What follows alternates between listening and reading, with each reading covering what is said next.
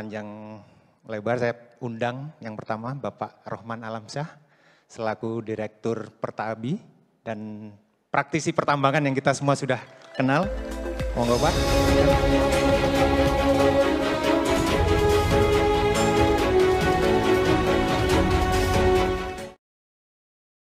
Luar biasa. Kita panggil satu lagi, Pak Rohman. Saya panggil pembicara satunya adalah dari Exxon Mobil Lubricant, yaitu General Manager untuk Field Engineering Service, Pak Blasius Setiawan. Kami persilakan untuk naik ke atas panggung, Pak.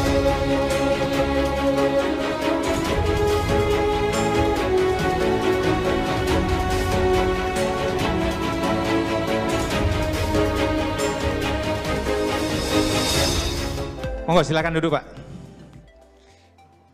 Pak Blasius, karena ini talkshow kita duduk ya Pak ya.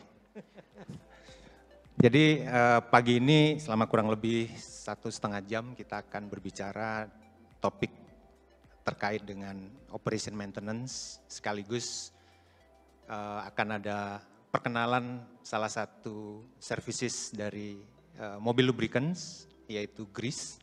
Ya. Nanti kita akan ada paparan dari masing-masing pembicara dan kita ada sesi tanya jawab. Jadi bagi bapak-bapak dan ibu-ibu yang hadir di sini maupun yang ada di kanal online yang ingin bertanya, kami persilahkan. Untuk yang hadir di sini di atas meja sudah disediakan QR code, jadi bisa melalui QR code itu untuk memberikan pertanyaan. Dan untuk hadirin yang bergabung melalui kanal online bisa bertanya melalui link yang sudah disediakan. Tanpa panjang lebar Pak, kita mulai saja karena sudah tidak sabar ya.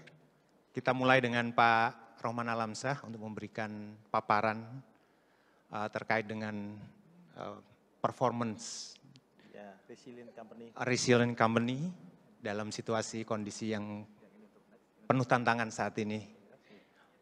Setelah paparan, kami akan menerima pertanyaan sebelum kita mulai dengan paparan berikutnya. Dan nanti di akhir sesi juga masih ada kesempatan untuk bertanya lagi kepada dua pembicara kita. Jangan ke saya ya Pak. Monggo Pak Rohman, Ya, silakan. baik, saya berdiri saja supaya aliran udara ke otak bisa menjadi lebih lancar. Karena pasti pertanyaannya akan sulit-sulit.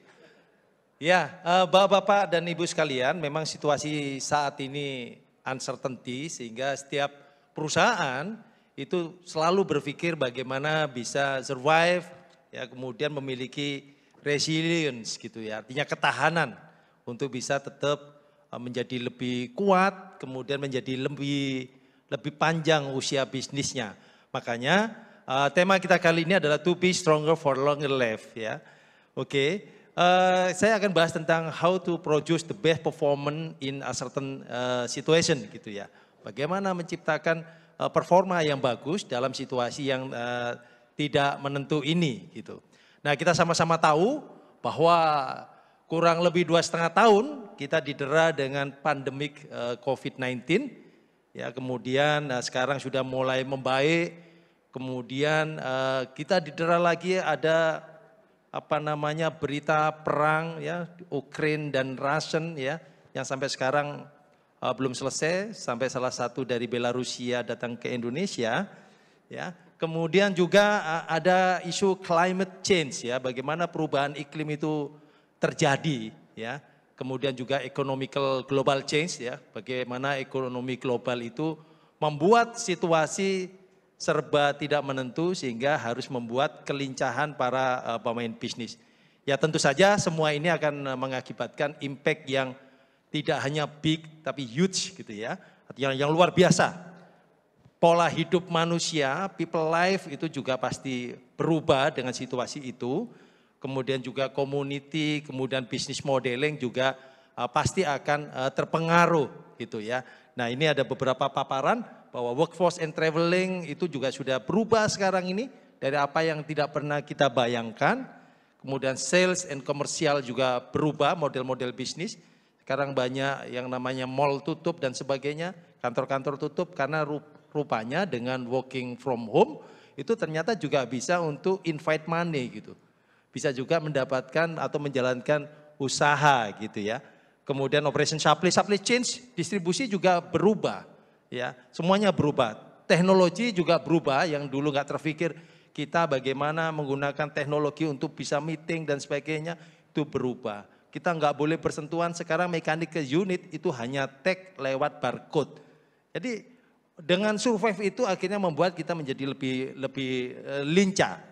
Makanya dulu orang selalu bicara ada namanya istilah VUCA gitu ya. VUCA itu dibuat untuk antisipasi 4.0. Tetapi sekarang isu 4.0 sudah tidak menjadi isu lagi. Sekarang isunya lebih ke arah pandemik gitu ya. Nah, itu membuat kita situasi selalu berubah dari satu kondisi ke kondisi lainnya. Ya, kemudian juga situasinya menjadi tidak menentu, kita sulit untuk memastikan atau memprediksi. Sekarang coal price index naiknya sampai kapan? Kita nggak bisa prediksi. Apakah sustain atau hanya short term gitu ya. Kemudian masalahnya juga menjadi kompleks gitu. Artinya kita harus bisa bermain tentang mitigasi, apa yang harus kita lakukan kalau misalkan situasi yang tak terduga itu terjadi. Kemudian juga ambiguity ya, susah kita bergerak bagaimana gitu. Tetapi don't worry ya, pilihan selalu ada. Kita memang sudah dikaruniain kekuatan pikiran oleh Yang Maha Kuasa untuk selalu adaptasi terhadap perubahan. Nah, pilihannya hanya ada 3, jadi exist, growth atau win. Kita exist hanya menerima kenyataan ini, ya, menikmati apa adanya, atau kita mau bertumbuh ya, atau kita ingin meraih kemenangan. Nah, makanya setiap perusahaan itu membutuhkan 2 hal ya untuk bisa menjadi resilient, menjadi lebih tahan. Yang pertama tentu saja adalah bagaimana kita bisa mengidentify critical bisnis kita. Kalau kita pemain mining, apa yang kita harus identifikasi nih dalam situasi yang tidak menentu ini, kita masih bisa growth gitu ya, masih bisa eksis. Kemudian kita juga harus mulai develop suitable strategy. Jadi strategi apa yang cocok untuk mengatasi ini. Kalau ini kita bisa lakukan sejak awal, from the beginning, mungkin kita akan tetap bisa raih kemenangan. Nah, di dalam identify critical business perlu ada review existing policy, ya, kemudian ada contract evaluation, ya, itu perlu dilakukan supaya bisa survive. Sekarang ini semua teman-teman mining sedang, terutama yang kontraktor itu sedang galau. Ya. Apakah kita masih bisa ikut berpesta dengan adanya coal price index yang naik? Apakah ini hanya haknya dari concession owner atau kita juga punya hak di sana? Nah, ini perlu dievaluasi gitu ya supaya kita bisa survive. Nah, kalau Exxon ini adalah bagian dari supply chain. Bagaimana pengusaha jasa pertambangan bisa survive dengan memakai produk Exxon. Makanya Bapak jangan ikut-ikutan untuk naik harga ya. Produksi maksimal boleh ya. Karena kontra itu kadang-kadang rate itu tetap saja itu Pak Reza ya.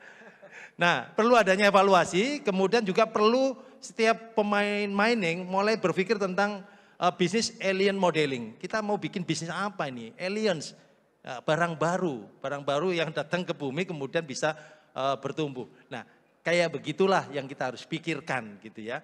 Kemudian juga kita harus establish, harus punya crisis management structure. Jadi every company should have the crisis management center. Setiap perusahaan harus punya. Sekarang ini krisis, harus ada yang mengelola bagaimana bisa survive. Nah, kemudian strategi yang harus kita lakukan selain identifikasi dilakukan adalah ini strateginya.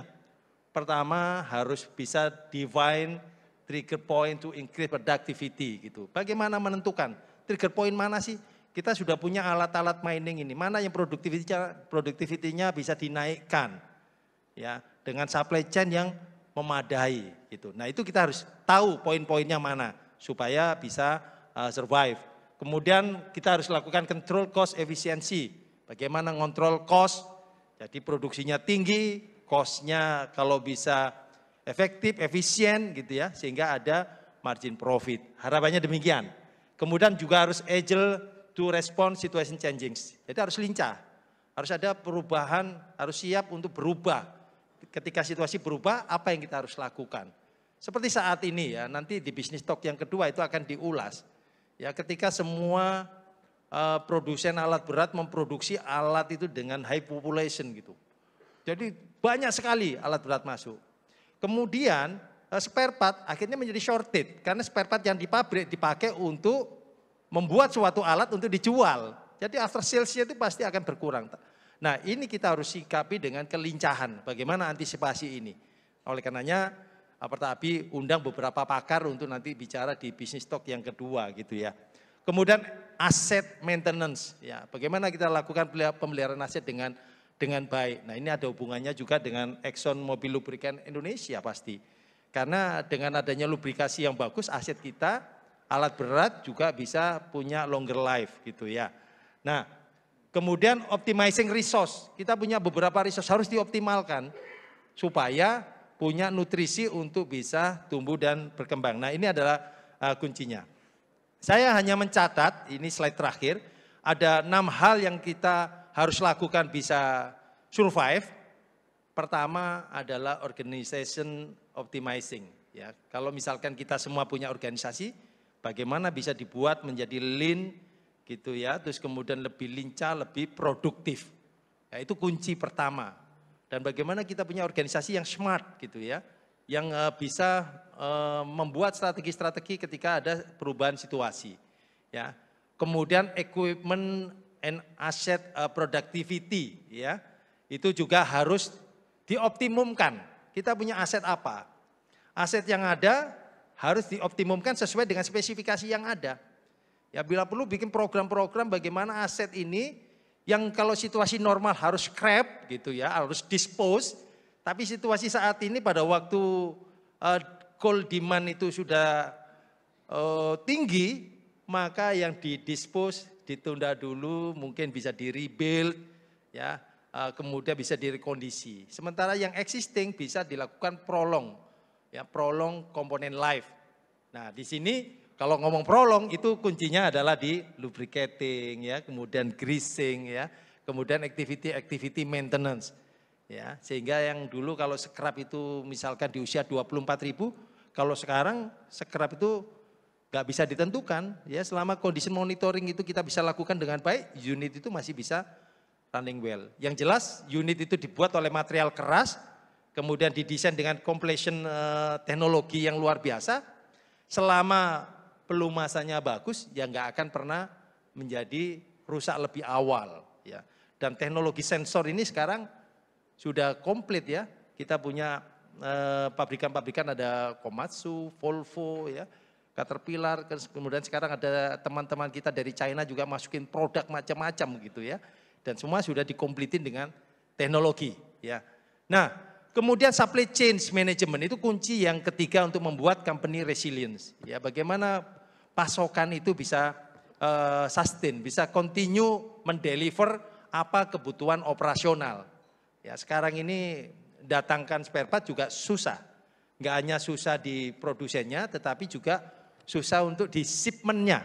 Ya, pengiriman sekarang begitu mahalnya, ya, kemudian kontainer begitu terbatasnya, ya, sehingga supply chain itu banyak gangguan. Kalau kita nggak pandai, ya tentu saja kita nggak bisa survive. Nah, kemudian ada juga research and development. Rasanya ini harus dimiliki oleh setiap company karena situasinya VUCA, jadi harus ada tim riset ya yang selalu berpikir bagaimana aset kita miliki bisa punya usia panjang, punya endurance yang maksimal gitu ya. Nah, itu adalah harus ada tim research development gitu. Kemudian market attacking ya, bagaimana memanfaatkan situasi ya terhadap gejolak-gejolak di market atau mencari peluang-peluang. Ya, ini juga harus menjadi concern gitu. Dan terakhir, information and technology itu juga sangat memegang peranan. Ya, kita nggak bisa sekarang ini work unusual. Ya, nggak bisa. Jadi harus develop teknologi. Ya, karena dengan teknologi kita bisa bergerak lebih cepat. Ya.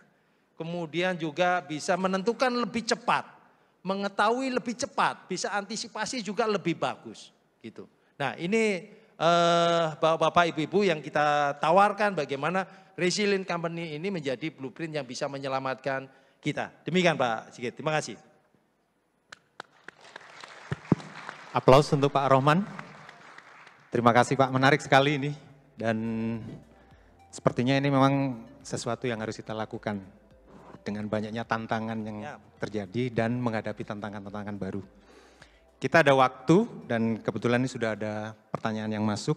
Menarik sekali ini pertanyaannya Pak. Nanti pertanyaannya mohon disampaikan langsung kepada Pak Rohman.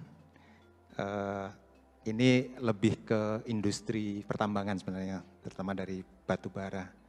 Pertanyaan dari meja 9, kursi nomor 2, mungkin bisa dibantu dengan mic-nya untuk bisa ditanyakan langsung, Pak. Dari Bapak ya, Bapak meja 9, kursi nomor 2. Monggo silakan, bisa dibantu mic-nya enggak?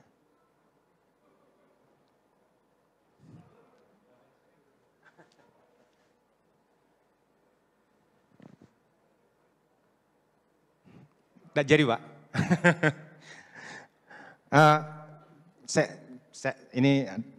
Saya tanya dulu deh Pak Rohman. Saya tertarik tadi Pak Rohman menyampaikan bahwa dengan kondisi sekarang ini mau tidak mau kita harus berubah gitu kan. Pertanyaan saya lebih ke apakah sekarang ini ada perubahan di praktek maintenance Pak, terutama untuk industri jasa pertambangan ya. Dengan kondisi-kondisi saat ini apakah ada perubahan atau memang masih praktek yang lama?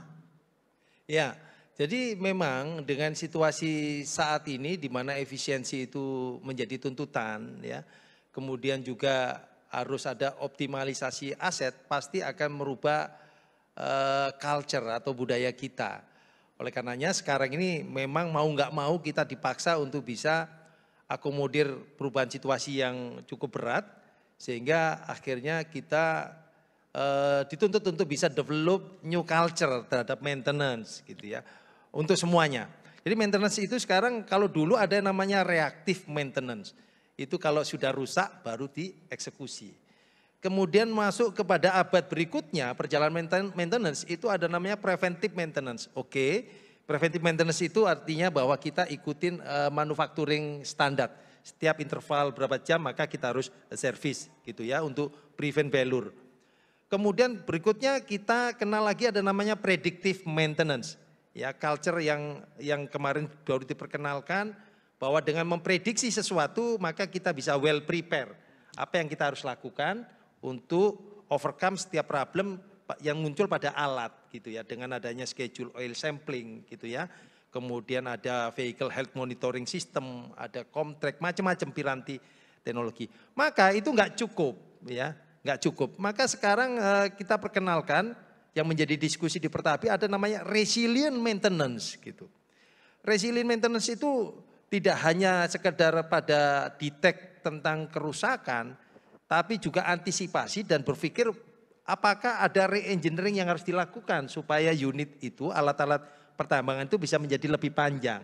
Jadi harus ada rekayasa cara-cara kita memaintenance alat gitu. Nah itu namanya resilient maintenance supaya menjadi lebih tahan. Jadi memang ada tahapan-tahapan ya, mulai dari reaktif, preventif, prediktif, dan sekarang harus naik lagi ke resilient. Dan di situ maka kita harus lebih selektif di dalam menentukan langkah-langkah maintenance alat. Ya kita mulai lihat kemampuan sensor-sensor yang terpasang di alat, kalau bisa kita nggak menunggu fail ya, tetapi kita bisa predik melalui sensor. Mulai ada kenaikan temperatur, maka kita harus pikirkan. Nggak hanya pikirkan untuk penggantian, tapi bagaimana next itu high temperatur itu tidak terjadi lagi. Kemudian pemilihan pelumas itu juga kita harus lebih teliti lagi. Kira-kira bagaimana? Kalau dulu, misalkan kalau bicara pelumas, yang penting ada grease, maka semuanya licin dan nggak aus, kan begitu Pak? Ya, kalau sekarang harus dilengkapi teknologi bahwa ada waktu-waktu tertentu di mana kita harus riset grease ini kalau ditembak pada kinerja pin dan bushing, titik cairnya berapa lama. Terus kemudian sebelum cair harus dilakukan regreasing. Regreasing harus pakai manual atau pakai auto lubricating system gitu. Nah supaya bisa menjadi konsisten. Kalau misalkan mekanik ini kalau diandalkan kan konsistensi atau disiplinnya kan beler gitu ya enggak? Kalau bahasa Jawanya itu. Iya, betul. Nah, kita sudah mulai pakai perangkat-perangkat teknologi itu supaya bisa menaikkan ketahanan hidup daripada alat. Kira-kira demikian Pak Sigit. Jadi memang ada new culture yang harus kita lakukan mau nggak mau ya untuk bisa memperlakukan alat yang terbaik ya, menyajikan performa yang terbaik gitu. Demikian Pak. Terima kasih Pak Roman. Menarik, saya tertarik dengan beberapa poin terakhir tadi terkait dengan GRIS. Ya. Setahu saya nih, sepanjang pengetahuan saya, banyak industri jasa pertambangan ini lebih fokus kepada pelumas saja, tidak terhadap GRIS. Nah mungkin Pak Roman bisa share sedikit sebenarnya, bagaimana praktek maintenance terkait dengan GRIS ini, dan apakah GRIS ini sebenarnya salah satu komponen yang dianggap penting dalam satu sistem maintenance di industri pertambangan, Pak? Ya pasti ya, GRIS itu kalau orang hidup itu sebagai suplemen ya, bagaimana orang hidup itu bisa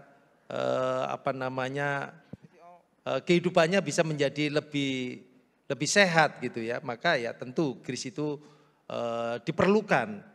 Karena dengan adanya GRIS maka keausan-keausan pada komponen ini juga bisa menjadi dihindari, kan begitu.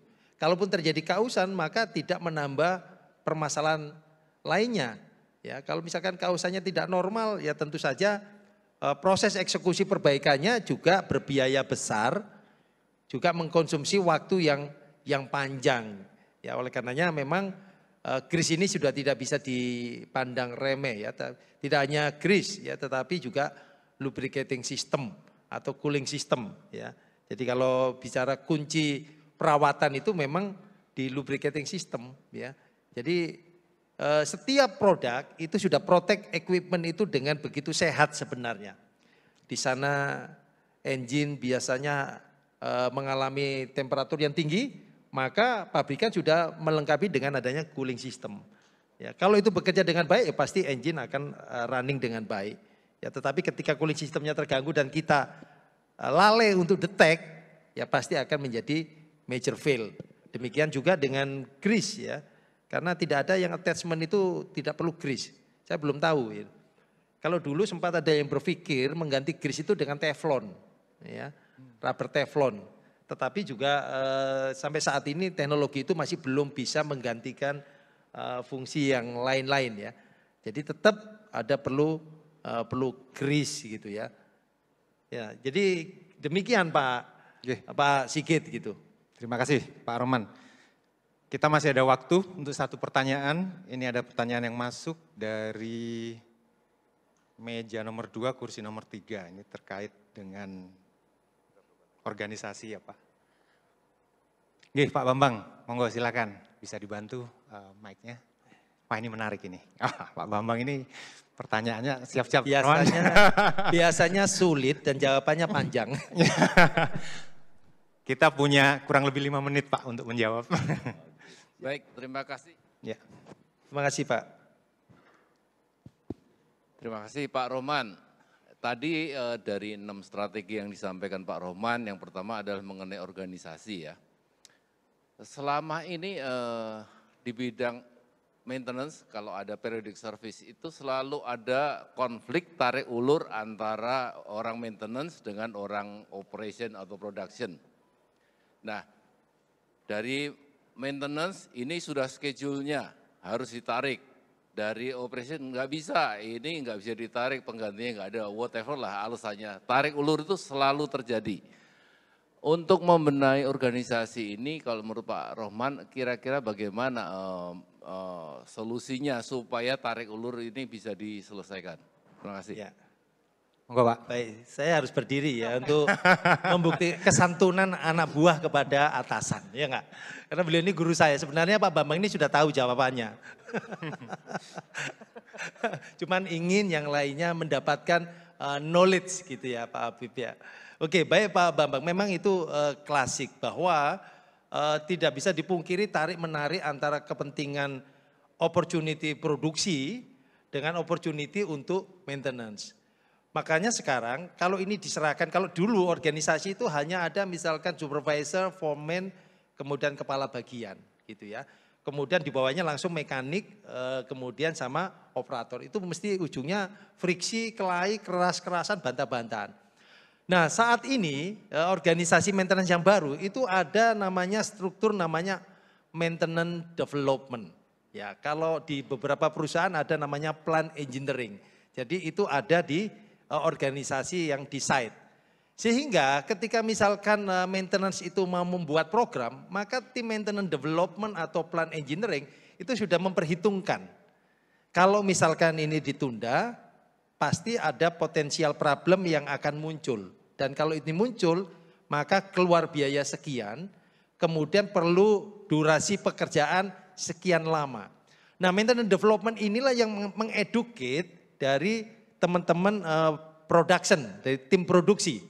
Jadi setiap kali ada meeting koordinasi antara plan dan produksi, kalau dulu diserahkan kepada langsung pengawas produksi ketemu pengawas plan, itu yang ketemu mesti adu kuat siapa yang bisa lebih, kalau bahasa Jawa itu punya awu lebih tinggi gitu, ya enggak? Lebih garang lah itu istilahnya, ya kan? Nah kalau sekarang nggak bisa, yang untuk melakukan negosiasi tentang penarikan alat itu ada namanya maintenance development atau plant engineering. Yang dia akan memaparkan kira-kira potensi kerusakannya akan menjadi seperti apa. Dan nanti secara hitungan waktu akan membuat loss production yang sekian besar. Nah tinggal nanti pilihannya adalah di project manager. Pasti nanti project manager akan melihat oke, opportunity production ketika ini di-extend tetap dieksekusi, maka menghasilkan berapa produksi. Selamat datang Pak Ahmad Haris. Jadi beliau adalah Presiden Director dari PT Harmoni Pancatama sekaligus pembina dari APKPI ya. Oke. Nah nanti maintenance development akan present tuh. Ini pilihan Bapak Project Manager. Kalau ini ditunda maka akan siap terhadap adanya event value sekian, cost-nya sekian, breakdown-nya lama. Sementara kalau dipakai untuk lanjut produksi, maka dapatnya sekian. Maka project manager yang sehat akan bisa memilih yang benar. Itu kalau project manajernya sehat. Ya kan kita selalu berpikir semoga sehat. Nah demikian Pak Bambang. Jadi ada maintenance development yang ada di organisasi site Pak. Tetap dari struktur Pak Rohman ya, tetap dia kalau di bawah maintenance, di bawah plan, tetap dari penilaiannya orangnya ini tetap punya atasan di plan. Yang jadi problem adalah bagaimana orang production kalau setiap kali ada konflik dibawa ke project manager, terlalu capek project manajernya. Jadi bisa, kalau pendapat saya ini, struktur organisasi modern ini bisa saja satu orang punya dua atasan. Jadi atasannya adalah kepala dari maintenance dan kepala dari produksi sekaligus. Sehingga dari organisasi itu dia punya dua atasan sehingga penilainya pun dua orang. Tetapi nggak perlu bikin capek project manager. Iya setuju, itu solusi jawaban yang juga benar bahwa memang harus ada atasan yang bisa memutuskan. Tetapi begini Bapak, saya pikir semua activity itu akan kembali kepada bisnis aspek gitu. Ya, artinya ketika ada pemaparan risiko, kemudian pemaparan opportunity, maka pasti akan diambil keputusan yang terbaik. Jadi memang oleh karenanya sekarang ini pimpinan project untuk mining company yang berjalan saat ini itu harus punya wawasan banyak hal. Jadi nggak hanya dari tim operation. Tapi project manager sekarang itu bisa dari teman-teman maintenance ya. Ya, terus kemudian punya wawasan juga untuk engineering gitu. Nah, oleh karenanya ada beberapa company ya di dalam mengeduket pimpinan project itu dia selalu ada proses maturity pematangan dulu ya. Sebelum jadi project manager maka dia harus jadi kepala bagian plan dulu. Kemudian nanti dikasih kesempatan menjadi kepala bagian engineering. Kemudian nanti menjadi kepala bagian di produksi ya. baru kemudian dia dipromot untuk menjadi project manager. Jadi all aspek itu dia punya.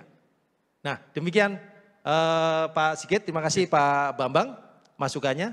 Ya. Matur nuwun Pak Roman, jadi saya tangkap tadi agile organization ini penting sekali sekarang ya, untuk menghadapi situasi-situasi seperti tadi. Waktu sudah habis untuk sesi bagian pertama. Saya ucapkan terima kasih untuk pertanyaan yang sudah masuk. Di akhir sesi nanti masih ada waktu lagi untuk pertanyaan. Saya lihat ada beberapa pertanyaan untuk Pak Rohman. Kalau tidak sempat nanti mungkin bisa pada saat kita makan siang bisa ditanyakan langsung ke Pak Rohman. Kita akan lanjutkan ke paparan berikutnya. Pak Blasius akan memberikan paparan mengenai mobil grease analisis, tapi sebelumnya kita ada video dulu Pak. Perkenalan apa itu mobil grease analisis. Mungkin bisa diputar. Monggo kita minggir dulu Pak, biar tidak menutupi layar. Kita ke samping sebentar.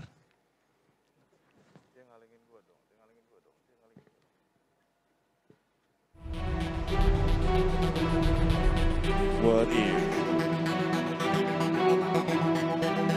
What if there is service to improve company productivity? What if there are profit that can reduce company profit costs? Introducing Mobile Search Risk Analysis. We provide you with risk insight and solution. Mobile.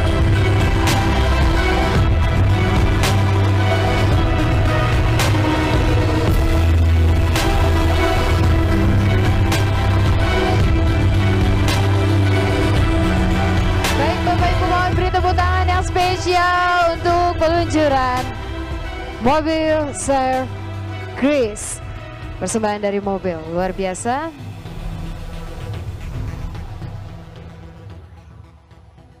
Ya, Bapak Ibu, demikian video yang sudah kita saksikan. Bapak, mohon izin kami persilakan untuk kembali ke tengah untuk Bapak Rohman serta Bapak Sigit dan juga Bapak Blasius, di mana kita akan mengundang Bapak Syahreza selaku Presiden Direktur PT Exxon Mobil Lubricants Indonesia untuk menyerahkan secara simbolis di mana grease yang sudah kita berikan.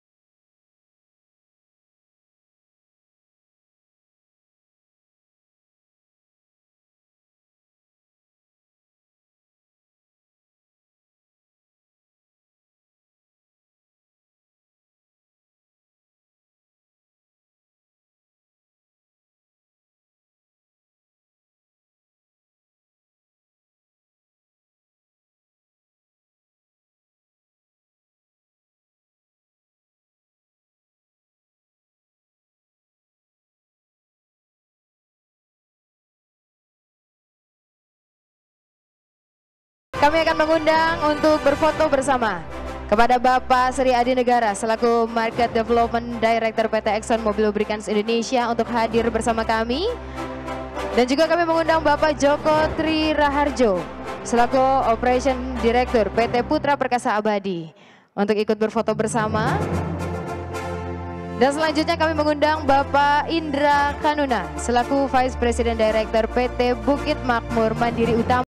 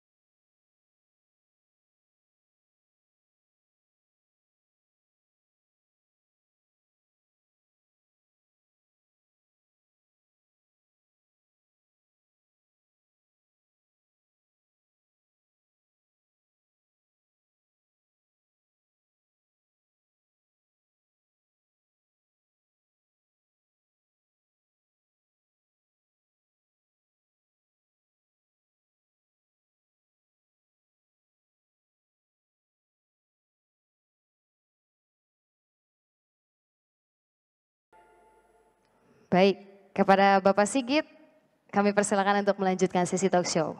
Terima kasih Mbak Rara. Terima kasih Bapak-Bapak yang sudah ikutan foto. Kita lanjutkan ke sesi berikutnya. Kita akan perkenalkan apa sih sebenarnya mobil grease analisis itu. Karena ini salah satu layanan terbaru dari Exxon Mobil Lubrikan Indonesia. Dan tadi seperti disampaikan Pak Rohman, bahwa grease ini adalah salah satu komponen yang memang perlu untuk dimonitor juga.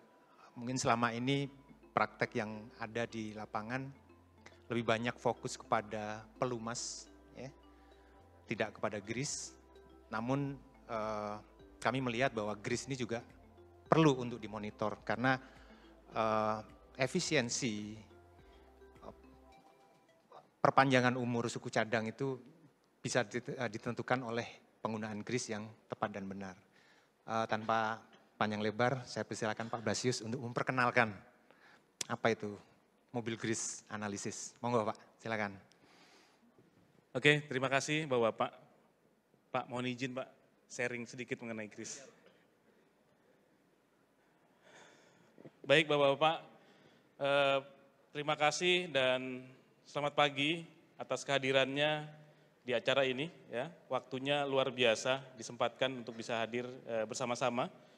Dan mungkin yang paling kita nantikan adalah sebetulnya sharing, ya, apa yang Bapak-Bapak mungkin terjadi di lapangan, kemudian bagaimana yang lain juga bisa mendengar dan mudah-mudahan kita juga bisa menjadi fasilitator dalam menjawab semua tantangan-tantangan yang Bapak hadapi di lapangan. Oke, tanpa panjang lebar, saya akan memaparkan sedikit tentang ExxonMobil, ya. Kemudian apa itu mobil surf dan bagaimana mobil surf itu melayani pelanggan-pelanggan kita tidak hanya di Indonesia tapi juga di seluruh dunia. Oke, jadi kegiatan kita di upstream mulai dari pengeboran, kemudian saat ini organisasi kita ada sedikit shifting, ada perubahan mengenai product solution. Kalau dulu masing-masing produk dihilir, dipisah-pisah, sekarang dijadikan satu dan yang paling terakhir adalah low carbon solution. Mungkin kalau pernah dengar ExxonMobil bekerja sama juga dengan Pertamina untuk bicara tentang low carbon solution. Dan semuanya ini tentu didukung sepenuhnya oleh departemen baru kita yang namanya Research and Engineering. Dan untuk melihat penjualan kita melalui refinery dan blending plant di 9 refinery di seluruh dunia dan 27 blending plant juga di seluruh dunia.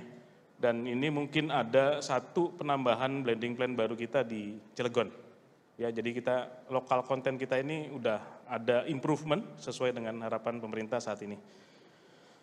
Untuk menjawab atau untuk melebarkan atau untuk menyebarkan produk kita, nggak hanya produk ya, dari ExxonMobil Lubricant itu coba untuk membantu, ini besar atau erat kaitannya dengan pemaparan yang disampaikan dengan Pak Rohman, bicara productivity, bicara bagaimana sih transportation solution ya, yang ngangkut spare part, ngangkut food ya, dan sustainability di environment termasuk juga itu bisa sinergi ya, berkesinambungan ya.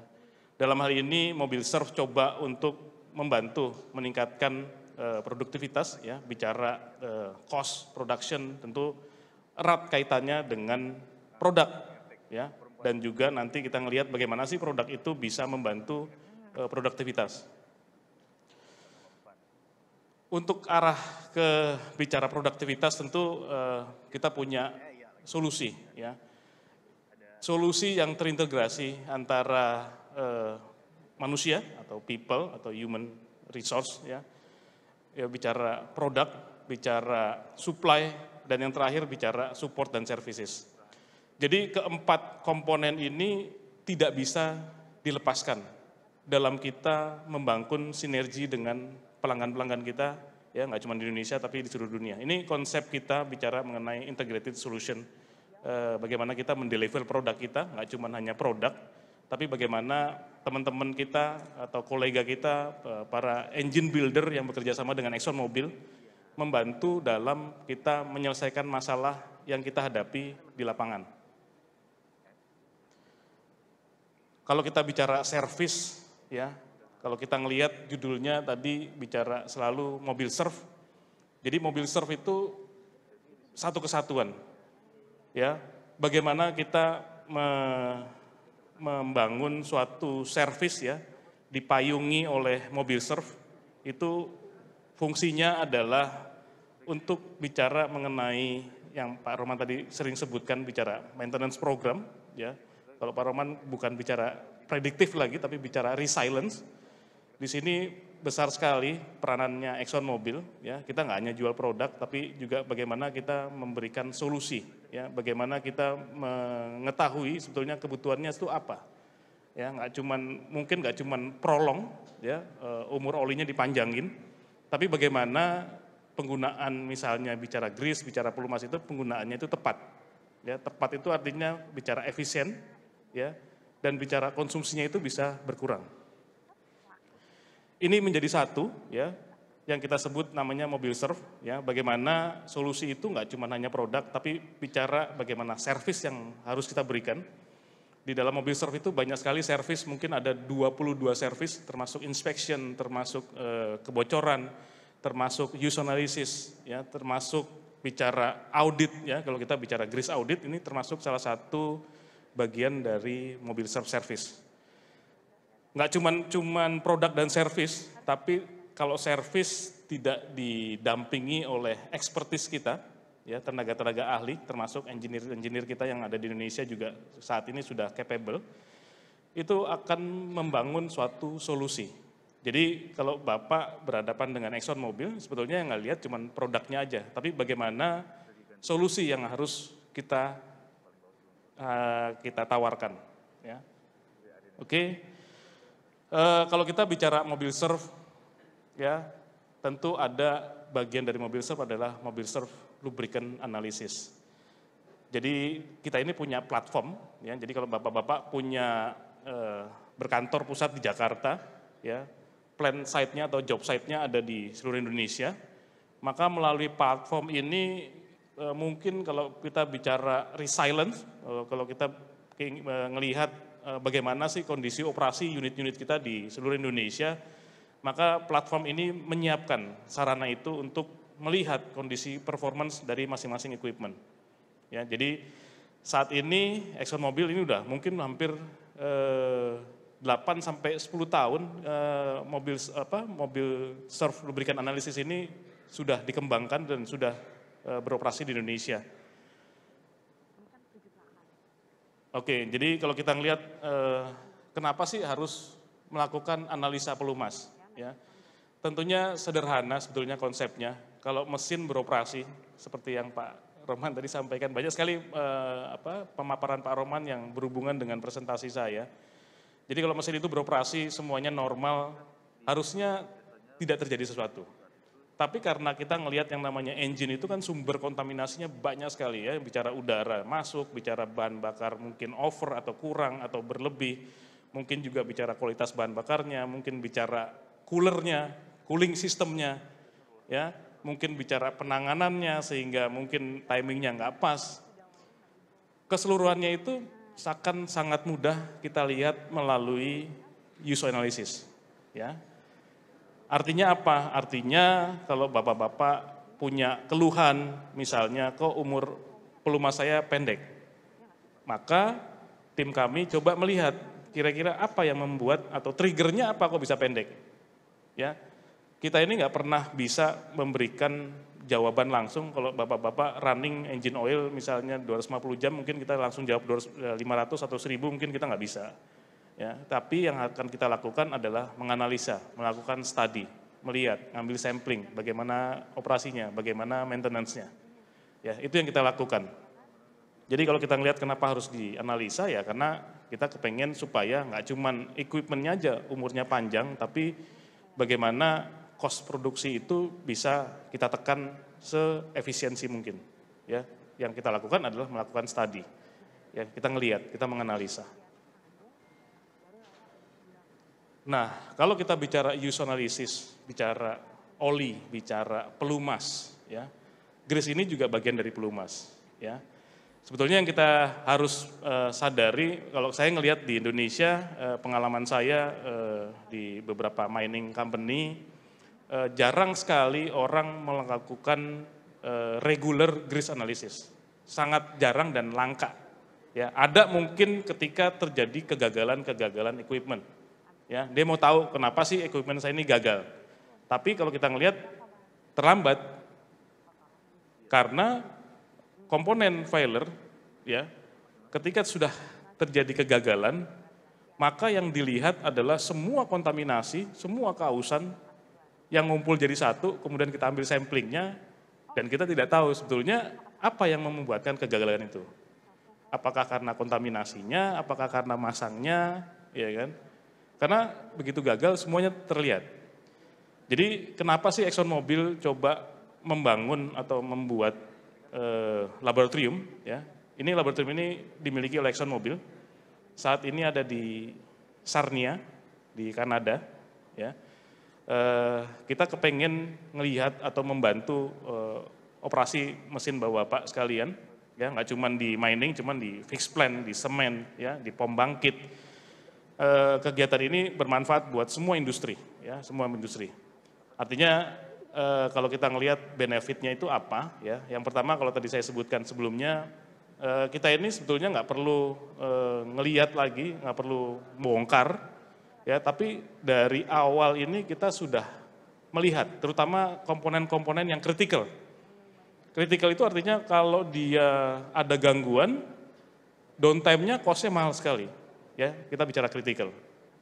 Yang saat ini tidak pernah dilakukan, cuman kalau kita ngelihat temperaturnya udah mulai panas, ya, dengan penambahan grease yang banyak kok tambah panas, kok olinya meler. Saya berharap dengan kita menyediakan alat ini, ya, mobil surf grease analysis. Ini kayak sales nih saya nih. Ya, kalau Bapak ngelihat nanti mungkin Bapak bisa lihat-lihat. Jadi ini cuma 1 gram.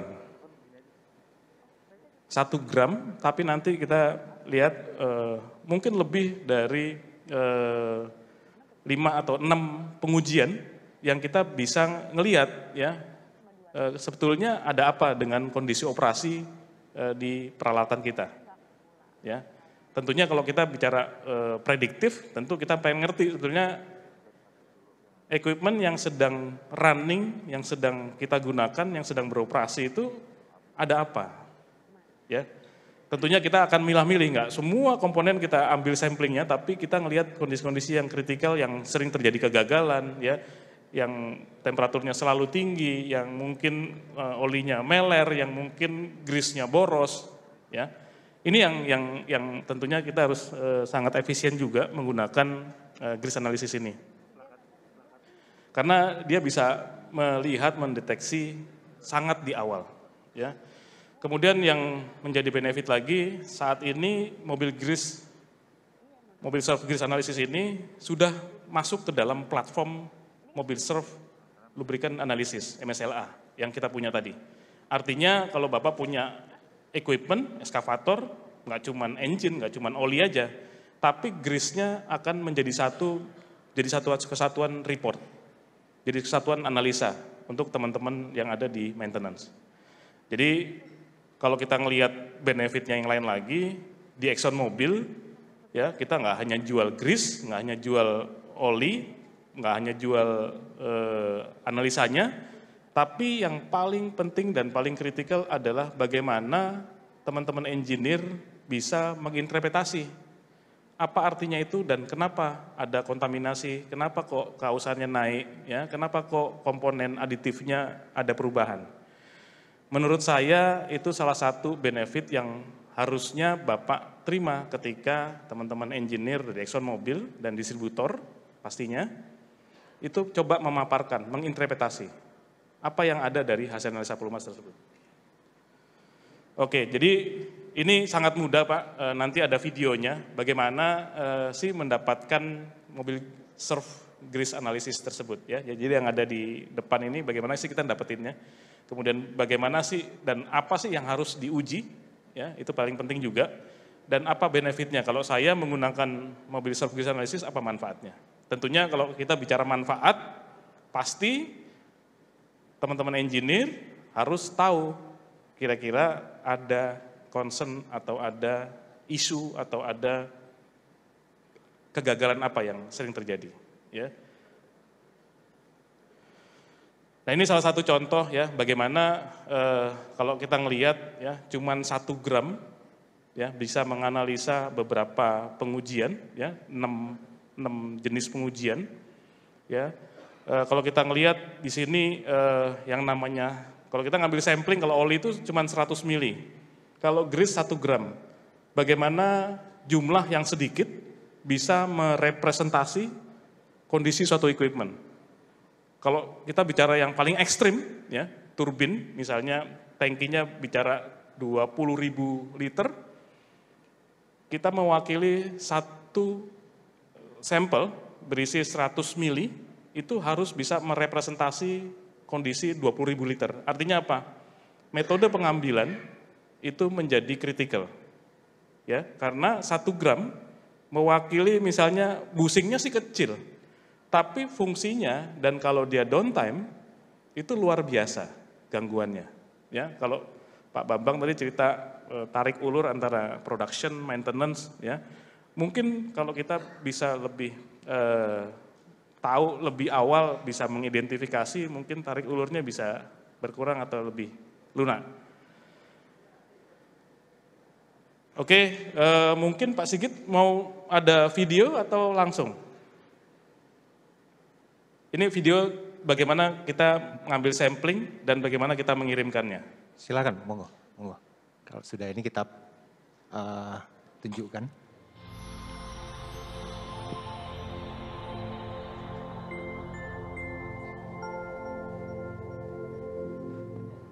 Hai, terima kasih telah bergabung dengan kami pada video singkat ini.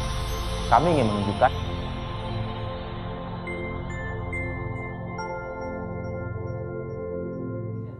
Hai, terima kasih telah bergabung dengan kami pada video singkat ini. Kami ingin menunjukkan dan menjelaskan kepada Anda alat grease sampler kami yang baru. Saat Anda menerima alat ini, tampilannya akan mirip seperti kotak mobil self yang Anda miliki. Namun, dalam alat ini ada beberapa hal yang baru yang nanti akan Anda lihat. Jika kita buka kotak ini, di dalamnya Anda akan mendapatkan amplop untuk mengirim sampel. Kemudian juga ada alat grease sampler itu sendiri yang berisikan komponen-komponen utama untuk mengambil grease sampel. Yang ketiga, Anda akan mendapatkan label untuk pengiriman grease sampel tersebut. Dan yang terakhir, Anda akan mendapat buku panduan singkat yang berisikan penjelasan-penjelasan dalam penggunaan alat tersebut. Dalam video ini juga, kami akan menunjukkan bagaimana cara untuk mengambil sampel grease dan memasukkan sampel tersebut ke dalam grease sampler yang kemudian akan dikirim ke lab MSLA untuk dilakukan pengujian. Agar lebih mudah, dalam video ini kami akan menggunakan grease dari dalam kemasan ini, namun dalam pengaplikasiannya, grease dapat diambil dari dalam bearing ataupun juga gearbox, tergantung dari jenis aplikasi yang ada di lapangan. Oke, mari kita mulai. Pertama, untuk pengambilan sampel grease, kita akan menggunakan alat berbentuk sendok yang ada di dalam grease sampler ini.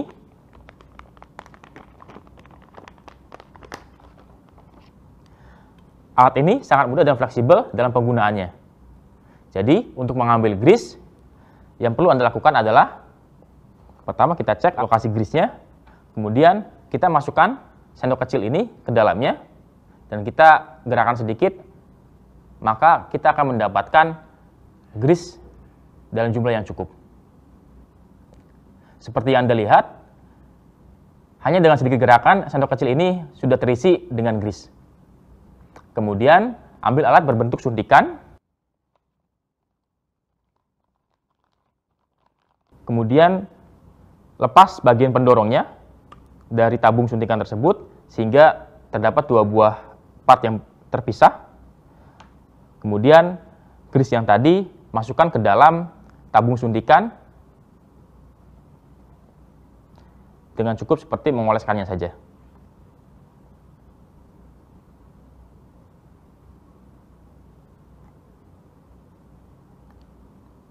Jika dirasa belum cukup, maka kita dapat mengambil kembali grease dari lokasi pengambilan sampel.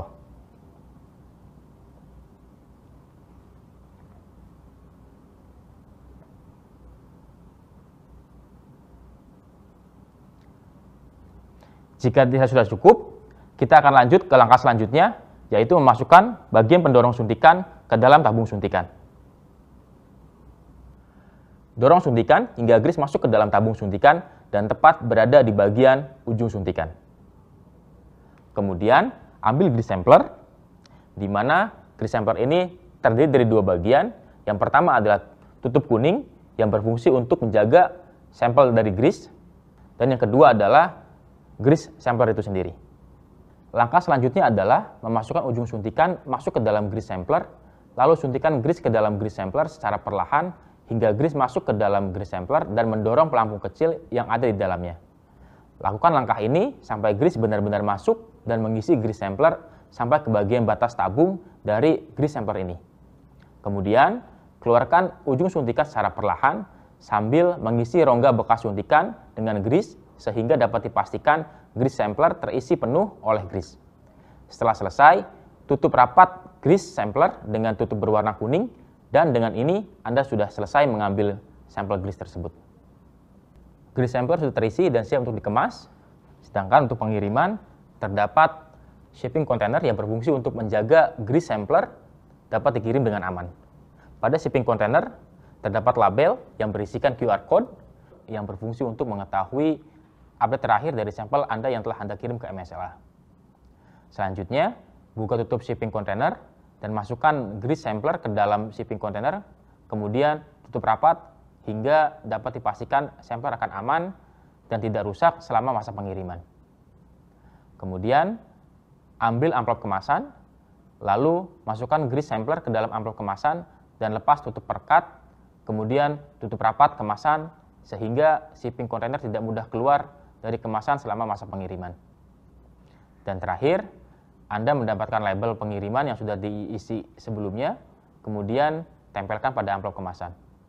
Jika sudah selesai, maka grease sampler telah siap untuk dikirim. Di dalam kotak mobil stroke grease analysis ini, terdapat 8 set grease sampler, sehingga Anda dapat mengirim dan menguji 8 sampel grease di MSLA. Demikian video singkat penggunaan grease sampler ini. Terima kasih. Oke. Masih ada, Mas? Lanjutan tadi? Oke. Jadi kalau kita ngelihat sedikit ya, mungkin agak detail nih mengenai pengujian, cuman nanti mungkin kita diskusinya karena waktunya sedikit, pemaparannya mungkin nggak bisa terlalu panjang, teman. Kita punya sesi, punya alamat email, punya nomor telepon yang bisa dihubungin untuk diskusi lebih panjang, dan kalau perlu memang kita datang ke tempat Bapak. Jadi grease analysis ini ada 6 ya, bicara grease stiff index ya, ini bicara mengenai NLGI atau kelunakan atau kekerasan dari suatu grease ya. Kemudian kita bicara water contamination, kita lihat. Kemudian kita bicara color, bagaimana grease itu berubah warna, mungkin karena terdegradasi, mungkin karena kepanasan, mungkin karena tercampur dengan grease yang lain akan berubah. Kemudian bicara ferrous particle, jadi ferrous particle-nya bicara Fe ya. Kemudian bicara trace metal ini mungkin lebih dari 23 jenis metal yang mungkin akan terdeteksi ya, termasuk aditif yang mungkin juga kandungannya metal.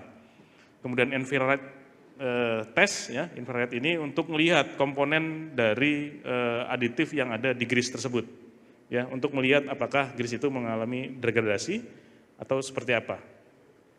Oke.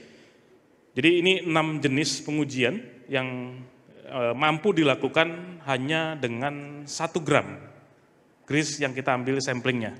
Cukup sedikit, teman kita harus berhati-hati, dan mungkin teman-teman engineer akan memberikan sedikit training ya, bagaimana cara mengambil grease yang tepat. Cuman kalau kita ngelihat sebenarnya nggak cuma grease, oli pun sebetulnya juga harus punya komitmen bagaimana cara ngambilnya. Ya, nggak cuma grease, tapi oli sebenarnya sudah ada. Oke, ini contoh ya, kalau kita ngelihat luar biasa banyaknya informasi yang diberikan dari 1 gram. Memang agak sedikit scientific, Pak, tapi kalau kita sering melakukan dan kita sering berhadapan dengan hasil analisa pelumas maupun grease, maka teman-teman akan mulai terbiasa Ya, bagaimana oli itu sebetulnya sampling ini sebenarnya sangat penting. Penting dalam arti apa? Untuk melihat sebetulnya apa sih yang terjadi di kondisi operasi suatu equipment. Ya, bagaimana kontaminasi grease itu terhadap environment, terhadap mungkin kontaminasi airnya, mungkin terhadap debu, ya, terhadap grease yang sebelumnya, ya, terhadap bagaimana kita nge-greasing metodenya, apakah tepat, bagaimana bearing itu dipasang, mungkin akan kelihatan semua di sana. Ya, termasuk perubahan aditif yang terjadi ketika teman-teman mungkin di lapangan nggak sengaja grease yang satu kecampur dengan grease yang lain. Ini paling sering. Dan kita ngelihat kondisi grease itu meler ya. Oh, mungkin ini karena grease-nya sebetulnya banyak sekali knowledge yang bisa dilihat di sini. Karena kalau kita ngelihat di sini sebetulnya yang membedakan oli dengan grease ya. Kalau oli itu mungkin udah biasa, persis seperti darah kita. Cuman kalau grease karena dia komponennya oli dan thickener, maka kita ngelihat satu kesatuan. Ya, bagaimana grease itu apakah berfungsi dengan baik, apakah equipment itu beroperasi dengan baik. Ini tes ini bisa sangat membantu sekali, sangat membantu. Ya, cuman kita ngelihat lagi bagaimana kita melihat komponen-komponen kritikal kita apa yang akan kita lakukan. Oke, ini contoh proof of performance. Jadi kalau kita biasanya jual produk, jual service, ya teman-teman di customer atau di user merasa puas, biasanya kita mengeluarkan ini. Ya, ini sebagai referensi kita dan ini juga kita bisa sharing ke semua yang ada di Indonesia, terutama untuk melihat seberapa membantunya user analysis, terutama di grease ini. Ya, jadi yang sebelah kanan itu bicara MSLA grease ya yang ada di Singapura. Oke, kalau Bapak mau ngelihat ada apa di grease kita, Bapak bisa tag ya, bisa lihat scan barcode-nya, kemudian ada informasi di dalamnya banyak sekali. Mungkin ini akhir dari pemaparan saya sedikit. Terima kasih banyak atas waktunya dan selamat menikmati diskusinya nanti. Terima kasih. Wah, luar biasa. Terima kasih. Terima kasih Pak Blasius. Ini menarik. Rupanya memang tadi yang saya tangkap ini bukan satu layanan yang banyak sekarang bisa didapat di market. Tapi melihat pentingnya, ini sangat penting. Mungkin sebelum kita lanjut dengan pertanyaan, saya mau nanya ke Pak Rohman sebentar nih. Pak, kalau tadi kita lihat cara ngambil sampelnya ini kira-kira mudah atau enggak ini Pak ngambil sampelnya ini? Iya, kalau melihat caranya mudah Pak. Iya. Dan ini saya pikir terobosan karena selama ini kawan-kawan yang lakukan tes sampai ke laboratori itu baru yang lubrikan oil ya. Tetapi kalau untuk grease ini biasanya kita hanya tes tentang titik cair dengan temperatur gun yang normal gitu, nggak sampai ke sana. Jadi saya pikir ini terobosan yang baik supaya kita bisa lebih proper ketika kita lakukan predictive maintenance gitu. Ya kalau pengambilannya sangat mudah menurut saya. Kecuali kalau ambil sampelnya 1 kilo gitu ya berat. Ini kan 1 gram saja. Tidak mengganggu lah ya Pak untuk operasional. Tidak mengganggu. Cuman ya. nyolek sedikit, ya, tidak harus berhenti. Baik, terima kasih Pak Rohman. Ini kita ada beberapa pertanyaan yang sudah masuk terkait dengan ini. Kalau saya lihat antusiasnya cukup menarik. Beberapa pertanyaannya. Mungkin saya mulai ada pertanyaan dari offline juga, dari online juga nanti. Ini ada dari meja 12 kursi 3. Dari meja 12 kursi 3. Bisa dibantu mic-nya? Nanti pertanyaannya langsung ke Pak Blasius ini, untuk Pak Blasius. Ini susah pertanyaannya Pak. Saya pilih yang susah-susah pertanyaannya.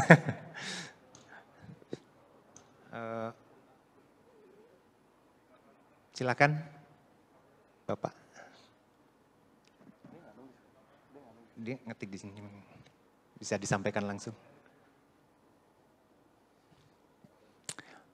Sengaja tidak saya bacakan pertanyaannya biar interaksi. takutnya saya bacakan nanti keliru nanti, bukan yang dimaksud. Silakan Pak. Baik, terima kasih Pak. Perkenalkan nama saya Ari Sukisno Pak dari United Tractors. Kita tahu Pak bahwa alat berat itu kan titik pelumasannya banyak, di grease itu kan banyak gitu. Nah, pertanyaannya seberapa efektifkah analisa grease itu dengan jumlah titik yang banyak di alat berat, itu memberikan cost benefit yang bagus untuk kita bahwa grease analysis ini bermanfaat bagi kita. Itu aja Pak. Karena kan kalau lihat titiknya banyak, kali cost analisanya kan banyak juga gitu. Tapi apakah itu bisa seimbang dengan benefit yang kita terima gitu. Karena kalau kita maintenance lebih banyak gini, lebih banyak kita daripada cost line boringnya, karena kalau busing itu kena, maka kita banyakin aja grease-nya kan gitu, daripada kita harus analisa. Itu aja Pak, Blasius, terima kasih. Turun Pak. Ini bisa Jadi, bisa Pak. Mahal ongkosnya atau gedean benefitnya? Oke, jadi gini Mas, kita di maintenance itu pasti paham ya, kalau kita punya titik misalnya lebih dari 16 ya, tentu teman-teman maintenance paham betul ya, titik-titik mana yang rawan. Ya, kalau kita melakukan grease audit ya, kita ngelihat pompa, ya kita bisa ngelihat sebetulnya dari beberapa titik ya, yang seharusnya satu cycle mengeluarkan berapa gram, tapi karena dia tidak bisa mengeluarkan berapa gram, tidak sesuai dengan beban mereka bekerja, maka itu menjadi salah satu indikator kita untuk melakukan analisa. Ya, nggak perlu semuanya Mas, nggak perlu semuanya. Makanya tadi saya bilang titik-titik mana yang paling kritikal untuk dianalisa. Ya, tentu kalau kita bicara satu eskavator dengan eskavator yang lain, sama eskavatornya, cuman yang satu ini mungkin bekerja di air, ya, atau yang satu bekerja di debu. Kita teman-teman maintenance, apalagi yang di bengkel, pasti paham betul. Ya, ini yang sering kena di sini. Ini yang mesti kita analisa, kita ngelihat sebetulnya apakah grease yang masuk itu cukup, apakah bersih, ya, apakah grease-nya sesuai. Karena mungkin kalau saya boleh sharing, jarang sekali kita di lapangan ngelihat ya, orang itu ngecek secara reguler berapa sih sebetulnya kebutuhan grease untuk masing-masing poin. Ya, karena bicara operation, karena bicara production yang nggak bisa diberhentiin, ya, karena bicara unit yang terbatas, maka kegiatan-kegiatan maintenance yang harusnya dilakukan itu kadang-kadang terlewati, kadang-kadang. Jadi kalau kita bicara ideal, si pembuat mesin ini udah menciptakan sesuatu itu sebetulnya udah pada porsinya. Hanya kadang-kadang seiring berjalannya waktu, production dan lain-lain, yang harusnya dilakukan penggantian, yang harus dilakukan pengecekan, itu kadang-kadang terlewat.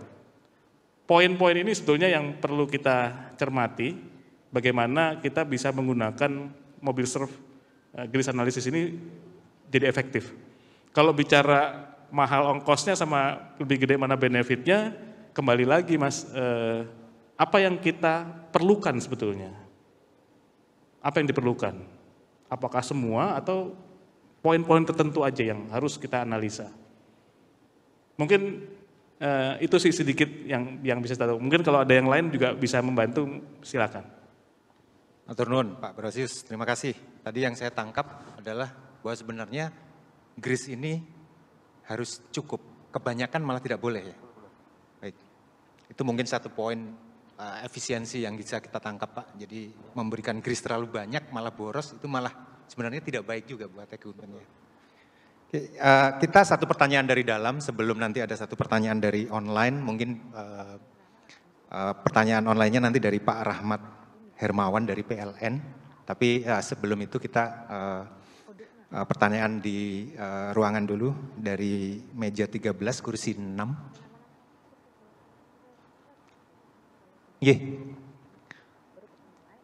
Mungkin bisa dibantu mic-nya digeser dari meja 12.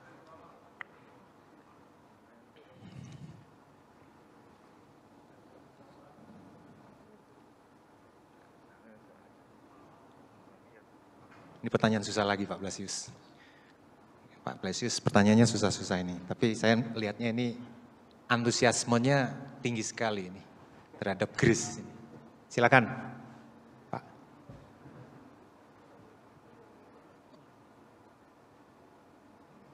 Tes.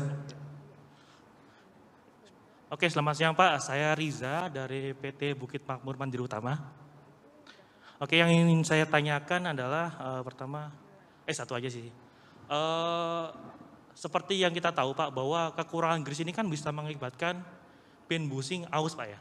Sehingga kalau seperti ekskavator itu bisa mengakibatkan downtime yang cukup tinggi. Tapi kelebihan GRIS juga tidak bagus ya, karena maintenance cost kita akan naik gitu ya. Pertanyaannya adalah bagaimana cara mencapai titik optimalnya. Jadi maksudnya pemakaian GRIS cukup, tetapi aman dan pemakaian pin bushing juga bisa optimal. Seperti itu Pak, terima kasih. Oke Mas, satu doang Mas. Satu aja Pak. Oke siap. Saya udah sebutin tadi belum ya di pemaparan saya. Jadi gini Mas, biasanya kalau kita ngelihat di awal pengujian, ya dari nggak ada pengujian, terus tiba-tiba kita mulai pengujian, yang harus kita lakukan adalah mengambil baseline. Baseline ini penting Mas. Baseline itu misalnya begini, kita ngelihat satu ekskavator di salah satu poin di pin bushing, ya. Mungkin dibandingin sama ekskavator yang lain tidak terjadi sesuatu. Dan kita nggak pernah ngerti, sebetulnya pompa ini harus punya cycle dan jumlah grisnya berapa, kadang-kadang kita nggak ngerti. Tapi kalau di buku manual itu pasti ada. Kadang-kadang di buku manual itu, dia itu tidak melihat pin bushing ini bekerja atau ekskavator ini bekerja di mana. Dan pada usia pin bushing berapa, apakah dilakukan modifikasi atau enggak.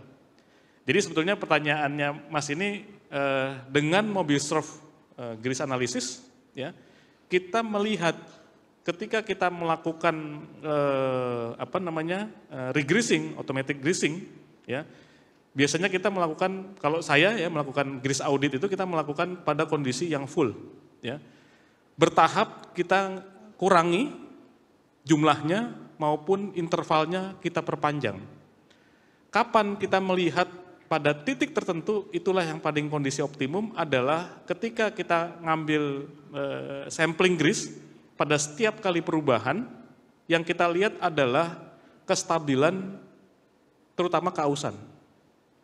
Karena kalau kita ngelihat kausannya berubah, misalnya tambah naik, FE-nya terutama, ya, dan komponen-komponen kausan yang lain yang banyak sekali, maka yang kita lakukan pengurangan jumlah GRIS maupun penambahan interval, perpanjangan interval, maka tidak tepat. Makanya kita melakukannya bertahap, ya, bertahap.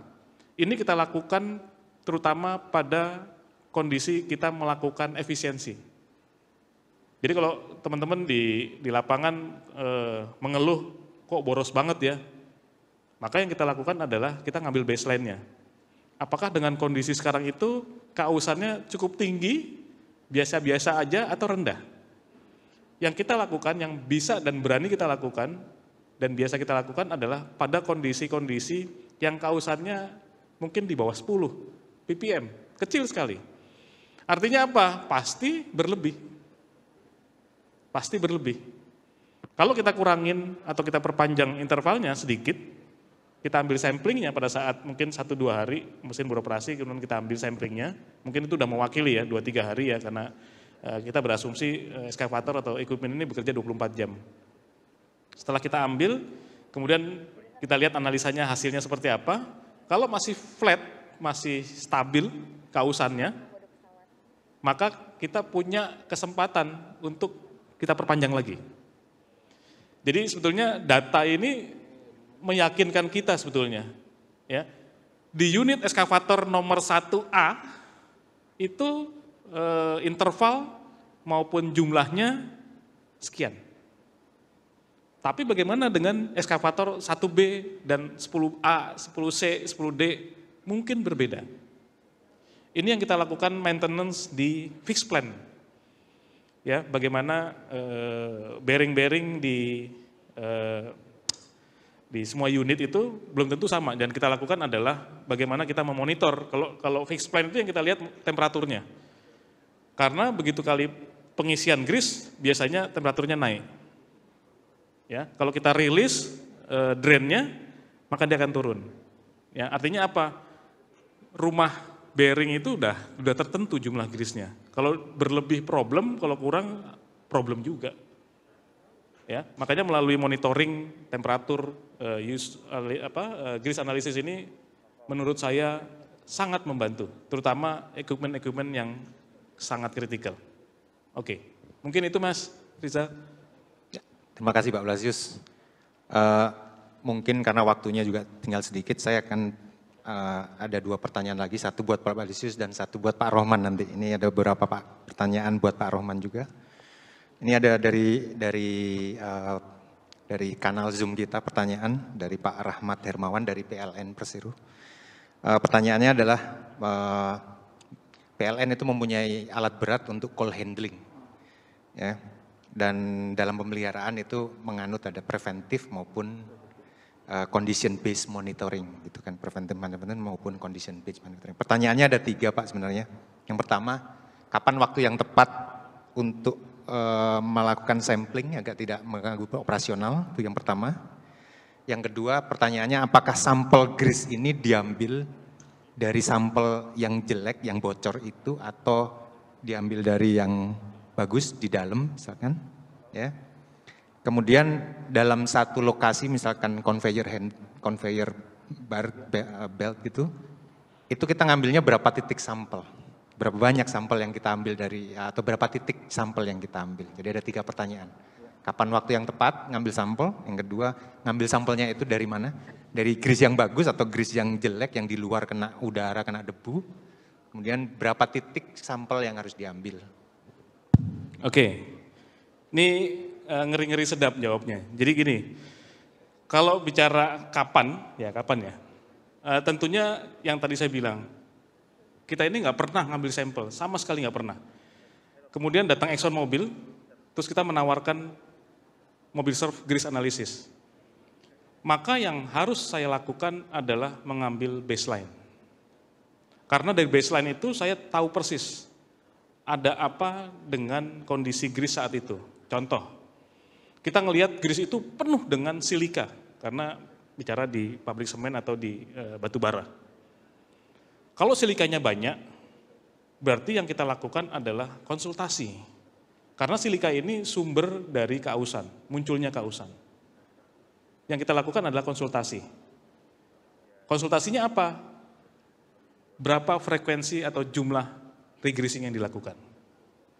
Artinya kita buat normal dulu. Ya, kalau udah normal, ya, kita ambil samplingnya lagi, ya, baru kita monitor. Di tahap awal mungkin kita ngambil setiap 2 minggu atau 1 bulan sekali. Ya, seiring berjalannya waktu kita ngelihat trennya itu seperti apa. Jadi kalau kita bicara use analysis atau grease analysis, yang kita lihat adalah tren. Trendingnya naik, biasa aja, atau turun. Tapi bagaimana kalau dia naik turun? Problemnya adalah cara ngambilnya. Mungkin dulu saya ngajarin si A, tapi karena si A cuti, muncul si B. Mungkin cara ngambilnya tidak sesuai. Jadi kalau kita ngelihat cara ngambilnya adalah yang paling ideal adalah di dalam casing. Ya. Susah dong ngambilnya. Yang paling, ini praktis nih Pak, yang paling ideal adalah memang di dalam. Tapi karena nggak mungkin ngambil dalam, nyolok-nyolok pakai spatula itu nggak mungkin, yang kita lakukan adalah kita greasing. Sehingga kalau kita greasing baru, yang di dalam itu akan keluar. Masalahnya sekarang ada rumah yang nggak ada drainnya, keluarnya dari samping. Kalau dari samping nggak kelihatan dong 14. Iya, berarti yang kita lakukan adalah tempat drainnya itu kita buka. Karena kalau dia running, grease itu harus keluar. Kalau berlebih pasti keluar. Dia akan cari tempat selah, harus keluar. Kalau dia nggak keluar, temperaturnya akan naik. Makanya orang kalau greasing berlebih, pasti umur bearingnya berkurang. Jadi yang kita lakukan adalah, kita harus ngeliat juga sebenarnya Pak Sigit, tempatnya gimana, tempat greasingnya seperti apa. apakah orang aware kalau harus greasing terus harus ada keluarannya. Ini yang harus kita perhatikan. Memang agak tricky ya, jadi teman-teman di maintenance pasti ngerti maksud saya apa. Ya, jadi kita harus melihat bahwa yang paling ideal adalah grease di dalam, karena grease di dalam itu mewakili, kita ngerti kondisi operasi mereka itu seperti apa. Oke, yang ketiga bicara jumlahnya. Jadi begini, kalau kita ngelihat conveyor, ya conveyor itu kan kurang lebih mirip ya kondisi operasinya, bebannya. Yang membedakan mungkin vibrasinya. Kembali lagi, teman-teman maintenance ini tahu persis ya mana supporting yang udah nggak stabil, yang udah banyak gangguannya. Ya, mobil grease surf analysis ini ya akan sangat efektif kalau kita mengerti sebetulnya poin-poin mana sih yang harus diambil. Poin-poin mana yang harus diambil. Kalau dia ada 30 bearing, ya mungkin kalau saya ngomong semuanya sama nggak mungkin. Ya, karena pergantiannya beda-beda.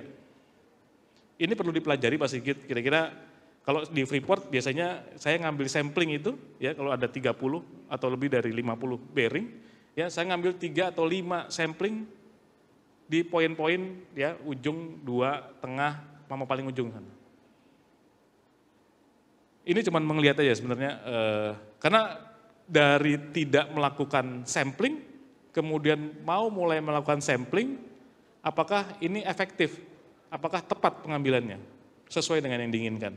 Jadi perlu banyak studi Pak Sigit, ya teman-teman engineer dari ExxonMobil perlu banyak diskusi, ya bagaimana cara atau jumlah pengambilannya berapa banyak. Oke? Siap. Mungkin itu Pak Sigit. Ya, terima kasih Pak Blasius. Jadi intinya memang sebelum kita melakukan ini perlu diskusi dulu dan melihat kondisi di lapangan ya. Oke, terima kasih. Sebelum kita tutup, satu pertanyaan buat Pak Rohman. Ini menarik Pak, karena ada beberapa pertanyaan yang kurang lebih temanya sama.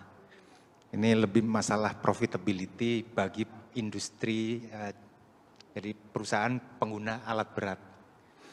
Jadi sekarang kan kondisinya peralatan naik atau banyak tantangan-tantangan, produktivitas juga diminta naik gitu kan. Terus ada krisis-krisis tadi yang Pak ini. Sebenarnya pertanyaannya senada ini Pak. Gimana caranya supaya industri pengguna jasa alat berat ini bisa tetap untung Pak? Dengan tantangan ini alat beratnya naik, pelumasnya mungkin naik juga. Iya, jadi sebenarnya untuk semua alat-alat berat yang diproduksi di era-era 10 tahun terakhir itu rata-rata sudah high tech gitu ya, sudah high teknologi, sudah berteknologi tinggi, semua sudah dilengkapi dengan proteksi-proteksi, kemudian sensor-sensor, kemudian alat-alat untuk download gitu. Nah, kalau kita bisa selalu identifikasi apa saja yang terjadi pada alat berat, maka pasti kita bisa prevent alat berat itu dari failure gitu. Oleh karenanya supaya profitability bagus, yang pertama kuncinya adalah ketika alat berat itu beroperasi, pastikan betul-betul productivity sesuai dengan spesifikasinya itu tercapai. Ya, jadi misalkan ini kapasitas alat berat ini misalkan harus bisa memproduksi per jamnya sekian BCM, sekian ton. Menurut spesifikasi, pastikan itu tercapai. Ya. Kemudian yang kedua adalah pastikan bahwa cost maintenance itu juga sesuai dengan desainnya. Desain cost maintenance itu adalah bagaimana kita sudah susun budgetnya. Ya, budget untuk pelaksanaan periodical service. Ya, secara interval dia harus di-replace untuk masalah filter, ya, kemudian untuk bearing, kemudian untuk bushing dan sebagainya.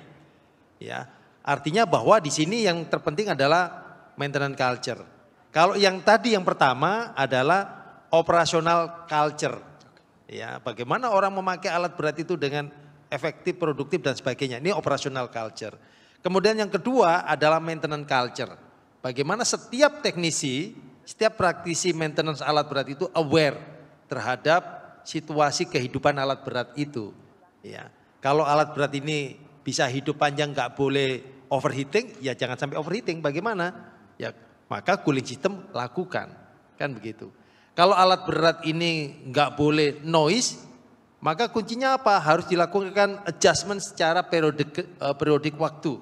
Maka lakukan adjustment sehingga tidak akan pernah namanya longgar kemudian noise. Jadi simple itu ya. Jadi maintenance culture. Kemudian yang berikutnya yang tidak kalah penting adalah mining design. Ya, bagaimana teman-teman engineering itu bisa mendesain kondisi operasional, kondisi environment di tempat alat berat itu bekerja bisa sesuai dengan spesifikasi alat berat itu untuk tidak kemudian rusak. Jadi elevasinya bagaimana, grade-nya bagaimana, jumlah turning radius bagaimana. Maka diperlukan adanya integration dari sistem operasional itu. Kalau mining desainnya oke ya, kemudian alat beratnya yang dipilih juga oke, operasionalnya oke, pasti profit. Nah, tinggal berikutnya adalah inovasi. Inovasinya apa? Bagaimana kita bisa berpikir mempunyai program namanya prolong component life gitu ya. Bagaimana umur daripada komponen itu bisa panjang. Dan kuncinya untuk bisa dapatkan prolong component life itu adalah protect alat daripada kontaminasi gitu loh. Ya. Karena alat berat itu sudah didesain Pak. Dibuat oleh material yang keras, yang tahan panas dan tahan aus. Tinggal bagaimana proses kinerja permesinan itu menjadi berjalan dengan baik. Tidak terjadi pemuaian terlalu cepat gitu ya. Yaitu dengan cooling system. Tidak terjadi kausan yang lebih cepat dengan adanya lubrikasi sistem gitu ya. Terus kemudian tidak terjadi kelonggaran yang di luar standar. Maka perlu adjustment. Ya, adjustment valve, adjustment pressure dan sebagainya. Itu kalau sudah dilakukan insya Allah untung, kan begitu. Iya. Nah, tapi ya minta bantuan dari supply chain berikutnya, sebelumnya gitu ya. Bahwa result itu pasti dimulai dengan adanya beberapa tahapan supply chain. Ya, bahwa alat berat di dalam maintenance perlu spare part. Spare part itu juga ada suppliernya. Suppliernya menentukan harganya bagaimana. Kalau nggak ekonomis ya pasti jadi masalah gitu ya. Nah, oleh karenanya saya pikir Pertaabi itu wadah yang perlu disuburkan supaya di sana ada sharing, transfer knowledge, ada diskusi, ya kan. Kadang-kadang kan dealer itu macam-macam. Ketika kita klaim, kamu masalah, dia akan bilang di tempat lain nggak masalah kok Pak, kan begitu. Bagaimana kita tahu di tempat lain tidak masalah kalau kita nggak ikut Pertaabi, kan begitu. Kira-kira demikian ya. Nah, oke. Nah, maka perlu sharing gitu. Nah, kalau kita solid, mudah-mudahan bagus. Terus kemudian juga teknologi ya. Tadi terakhir kan ada inovasi improvement itu perlu dipikirkan teknologi. Bagaimana teknologi itu bisa protect suatu alat supaya tidak terjadi early failure kira-kira. Kira-kira demikian Pak. Siap. Ya, makasih. Matur nuwun. Saya rasa cukup jelas ya. Jadi sebenarnya profit itu masih bisa asalkan beberapa hal tadi yang Pak Rohman sebutkan benar-benar dilakukan. Menarik, luar biasa, tepuk tangan untuk para pembicara kita hari ini, Pak Rohman dan Pak Blasius. Masih banyak pertanyaan yang masuk, hanya karena waktunya kita sudah habis, jadi nanti pertanyaan yang belum terjawab akan kami jawab, baik dari Pak Rohman maupun dari Pak Blasius. Selanjutnya, terima kasih untuk Pak Rohman dan Pak Blasius, meluangkan waktu untuk sharing dengan kita, dan terima kasih kepada para penanya yang sudah memberikan pertanyaan kepada kami. Terima kasih Pak Rohman, Pak Blasius. Aplaus sekali lagi buat Pak. Saya kembalikan ke Mbak Rara.